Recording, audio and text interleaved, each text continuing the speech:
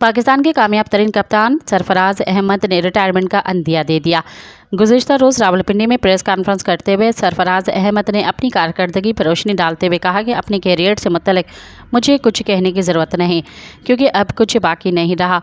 सरफराज अहमद ने कहा कि मैं जानता हूं कि अब आप किस चीज़ का इंतज़ार कर रहे हैं और ये जल्द ही हो जाएगा। साल 2007 में डेब्यू करने वाले 37 साला विकेट कीपर बल्लेबाज ने 54 टेस्ट, 117 वनडे और 61 T20 मैचों में पाकिस्तान की नुमाइंदगी की है। साबिक कप्तान ने तमाम फॉर्मेट्स में 6164 रन बनाए, जिसमें 6 सेंचुरियां और 32 निस्फ सेंचुरियां शामिल हैं। मज़ीद ख़बरनि ऐं तफ़सीलात लाइ विज़िट कयो असांजी वेबसाइट www.awamiNewsHD.com ऐं ॾिसंदा रहो अवामी न्यूज़ HD।